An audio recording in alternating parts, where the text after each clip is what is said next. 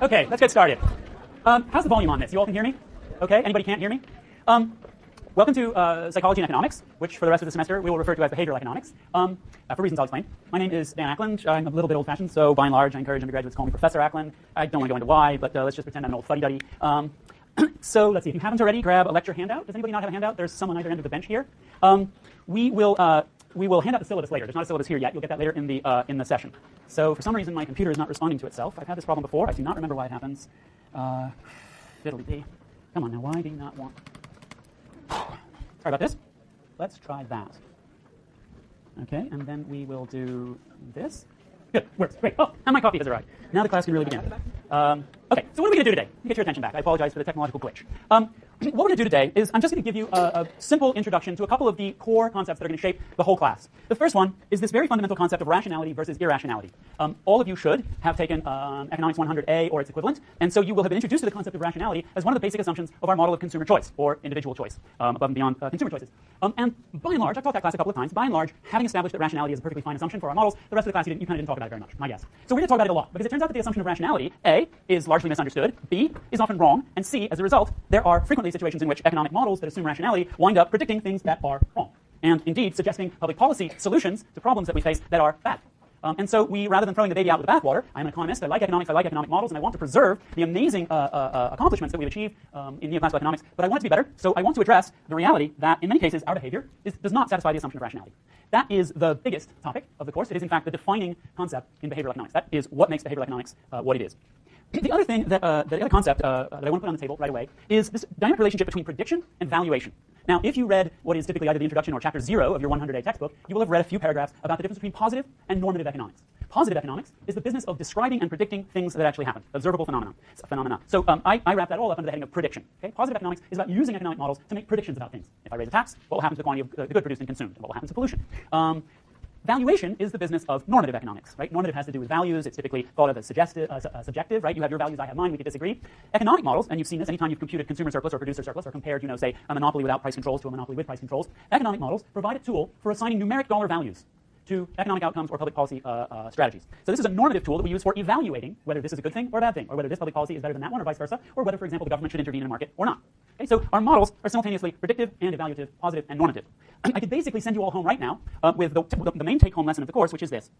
Rationality, as it turns out, the assumption of rationality, is the glue that holds together the positive and normative dimensions of microeconomic models. And what we will see over and over again is that when we change our models to account for human irrationality, we will begin to see that the normative and positive dimensions drift apart. And we will see that we will be able to do typically a better job of making predictions about what will happen in reality, and we suddenly find that we're not so able to put dollar values on things because the normative power of our models typically starts to disintegrate. So, that said, we'll talk about the syllabus towards the end of the class, but I want to begin right away by showing you an example of what I'm talking about. This is an experiment. I'm going to present you with a lot of experiments. Behavioral economics proceeds to a large extent on the basis of experiments. A lot of them are in the lab. How many of you have ever been a participant in an X-Lab experiment? A few? I don't think there's still anybody here who would have been part of the X-Lab experiment I conducted when I was getting my PhD here. I hope not. Am I right? Good. And more experiments are happening outside the lab, controlled field experiments. So I'll be presenting a lot of these kinds of experiments. Here's one by a quite well-known man named Dan Ariely. He's a professor at Duke University. He is known as a behavioral economist, but he's actually a psychologist by training. So he is one of the fine, upstanding psychologists who brings the psychology to psychology and economics, which is badly needed, and he has done some amazing experiments. Here's one. He and his co-authors, whose names are not in fact Ed and Al, but I don't remember what they are. They took 55, a classroom, because, professors like to conduct little experiments on their students, which is part of why we have institutional review boards.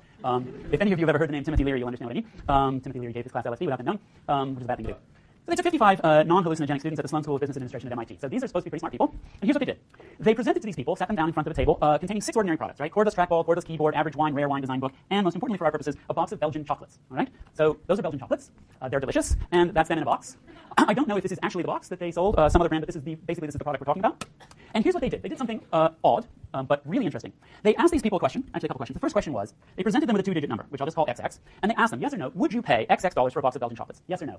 XX was the last 2 digits of the individual's social security number, okay? For those of you who aren't from this country, this is a social security card, and it has this, it's a bad example of a social security card because it has 10 digits, and what you'll know is if you're from here is that a social security number is supposed to have 9. This is too many. But nonetheless, it gets a point across, which is that they're using these last 2 digits of your social security number, which are completely random. Okay, completely random. And I think I'm right in saying, this is a conjecture, but I think I'm right in saying that everybody in America knows that those numbers are random and have nothing to do with who you are or how much you like Belgian chocolates. So that's what they did. Now, I always do this myself. I have to go back and erase all of my little doodle marks. Then they asked a second question, and this is the one that actually mattered for experimental purposes. They asked them, what is the maximum amount of dollars that you would be willing to pay for this box of Belgian chocolates? And they did it for all 6 products. We're just focusing on the chocolates for simplicity. In other words, what they did was to elicit each person's maximum willingness to pay, or what we just call willingness to pay, a concept you've undoubtedly come across many times, WTP, for a box of chocolates. Now, if I just ask you how much would you be willing to pay for a box of chocolates, you might answer strategically on the basis of, oh, maybe you think if you say a low number, you'll be more likely to get, a bargain with me about it or something like that. But behavioral experimental economists have mechanisms by which we think we are able to elicit from people their sort of true dollar valuation for things. And by true, what I mean is a number that if I actually slapped the chocolates down in front of you and said, put up the money, you would say, oh, okay, fine, I will, as opposed to, whoops, no, I was just lying, they're not worth that much to me. So they elicited willingness to pay. Then they did this. They sorted the students into quintiles of the Social Security number distribution, right, by those last 2 digits. So the first quintile is people whose Social Security number ends with digits between 00 and 19, and the top quintile is people whose Social Security number ends with 80 to 99. And what they did was they computed the average willingness to pay by quintile, and they got this. Okay, people in the bottom quintile of Social Security numbers were willing to pay on average $10 per box. People in the 5th quintile were willing to pay slightly more than twice that much. Okay, now so remember that x is totally random. You got that. Nonetheless, it affects your willingness to pay for chocolate. Yes. So they ask these questions in sequence? Yes, first the one, then the other, for a very good reason, which I'll mention in a moment. Did you have a thought about that?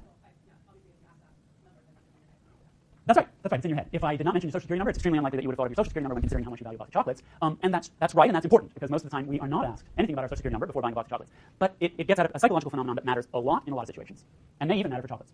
Okay, so that's crazy. And I say AKA irrational. AKA stands for also known as irrational. Now, irrational and crazy don't mean the same thing to an economist. To an economist, irrational means something very specific, which is this. Well, the most basic definition of rationality in economics is that your preferences, right, your utility function, is rational if you can state a consistent rank ordering of how much of what you prefer, right? If you can rank, say, for example, how much you like $11 versus how much you like a box of chocolates, and if that stays consistent, then you're rational. But if sometimes you prefer $11 to a box of chocolates, and at other times you prefer a box of chocolates to $11, and everything else in the circumstances held exactly constant, your preferences are not rational, because they do not represent a consistent rank ordering of what you choose and what you don't choose. What we see here is a classic example of a preference reversal, right? These people are randomly assigned to these 2 different treatments, one with a low initial number and one with a high initial number. When we do a randomized experiment, it's effectively the same as saying I could take the same individual, statistically identical individual, and put them first in the low number treatment, and then, imagine running them, erasing their memory and running them back through the process in the high treatment, and I would get 2 different results, right? So this is essentially, by randomizing, we like to believe as experimentalists that we then get to claim this is an example of the same people being subjected to different universes, different realities, okay? So imagine that this is really the same individual going through reality 2 different times in 2 different conditions, and holding absolutely everything else about them constant, right? Their nationality, the moment that they were born, their entire horoscope, everything. And here's what happens, okay? If you happen to be stuck into the universe where you get a low Social Security number, you basically would say to Dan Ariely, oh, if you gave me a choice between a box of chocolates and $15, I would prefer $15. Take the same individual, erase their memory, put them back through time, stick them into the high treatment, absolutely everything else about them in their world is the same, and now they say, actually, Professor Ariely, I prefer the box of chocolates to the $15, okay? This person does not have a consistent rank ordering of their preferences. That's what we mean by irrational. Now, I would argue, just as, taking off my economist hat and just speaking as a member of the body politic, I would say that's crazy. In this case, that's crazy. You should put your Social Security card away when you're buying chocolates. Which is simply to say that, by and large, human beings do some pretty crazy things. Okay, we do some pretty crazy things.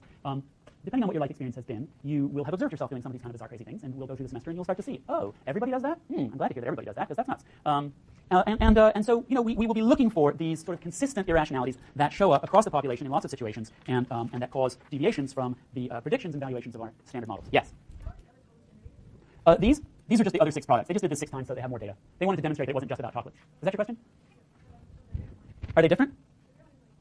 The rare wine? Oh, it's not monotonic. Good call. This 18 seems to be out of order. Is that what you were calling attention to? My guess is that that's just what's referred to as an artifact of the data, right? I mean, this is random, yes, but it's only 55 people, so you're going to get some weird stuff, right?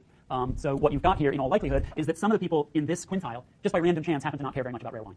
That's probably what's going on. And that's just a defect of the experiment, and if you did it with 1,000 MBA students, that result will probably go away. Okay? Typically, that's what that's about. So you just did something, it's interesting, so it's got to be something about wine, right? Because it shows up there as well. So there's a couple of people who really don't like wine stuck in that 3rd quintile by chance. So you just demonstrated 2 things. One, it's really important to look at the results that aren't being reported, that aren't being discussed, because you may find interesting stuff there. But also you need to think hard about, well, is that really statistically significant? Is this something that we should pay attention to? So thank you very much for pointing that out. Okay, what else do I want to say? Just for your information, this is called, yeah, go ahead. Yeah, what?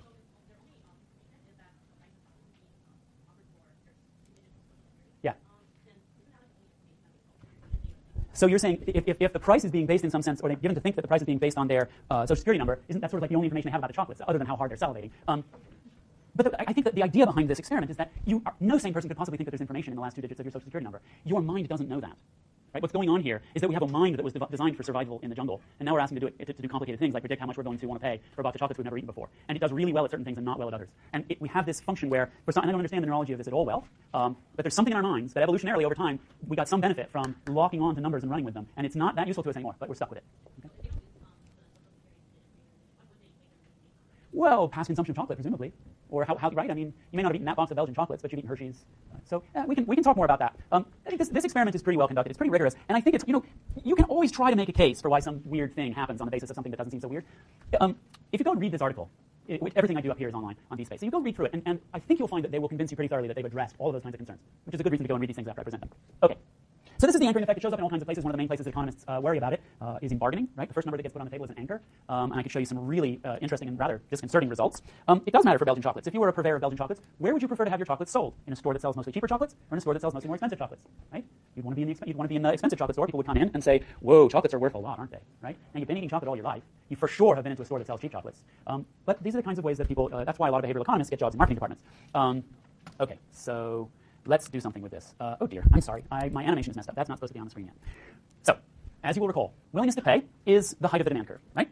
The demand curve, the height of the demand curve is defined, so I'll just slap out the demand curve up here. It's defined as the maximum amount that the marginal consumer would pay for the marginal unit of the good, right? Which is to say their willingness to pay. So, what can we do here? Suppose that we start by representing the demand curve, because you could show this person multiple different quantities of Belgian chocolates and ask them the same question over and over again, and you could map out their demand curve for different quantities of chocolate. And let's start by imagining the person who had a social security number that ended with 20, okay? And we'll say just arbitrarily that this is a map of their willingness to pay, so we'll call it, sorry about this, and I have this new computer with a new stylus, and the eraser function doesn't work very well. So that is something we will all get to chuckle about for the rest of the semester, while I silently fume. I bought this laptop used from a colleague, and I'm trying not to curse him out loud. And no, it's not enough. So we'll call that D for XX equals 20, okay? Then we take somebody, for example, who has a social security number that ends with 80, and what we would find, and they do this, by the way, in the rest of the paper, you can see this exact thing, and they map it out, and you would get something that might look like this. This is demand curve for XX equals 80, okay? Does this really mean that, we'll call this person 80, does it really mean that person 80 likes chocolate more than person 20? I hope I convinced you that it doesn't.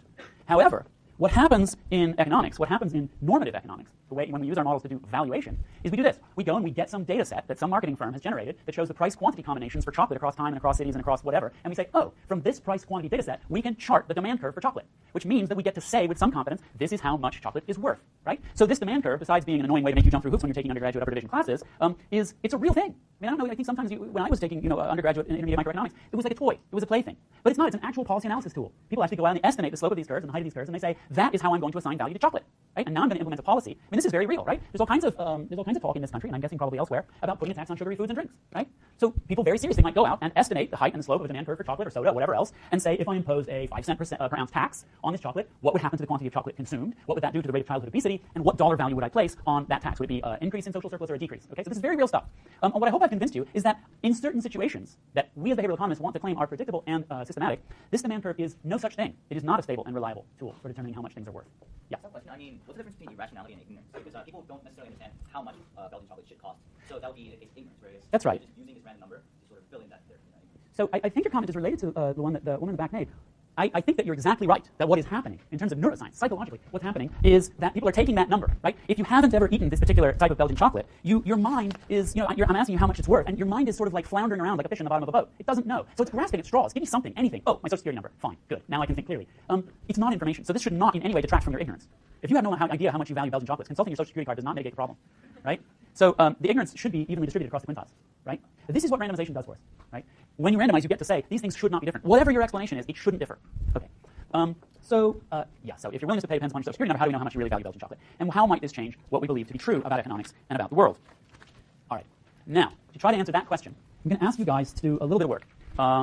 You might think, hey, look, that guy's getting paid, you should do all the work. However, it turns out that pedagogically it's much better if you do as much of the work as possible. So I'm going to ask you to do this. In a moment, not now, in a moment, I want you to just sort of stick yourself into little groups of 4 or 5 with the people around you. It doesn't matter who it is. Try not to leave anyone out. You've got this diagram. Okay, this is what I call the X marks the spot diagram. And I have these 3 questions, which are numbered 1 through 4. I don't know how that slipped in there. Imperfection. So 4 questions I want you guys to puzzle over, try to come to some consensus about the answers, and write them down on a piece of paper. 1, what economic model is this a diagram of?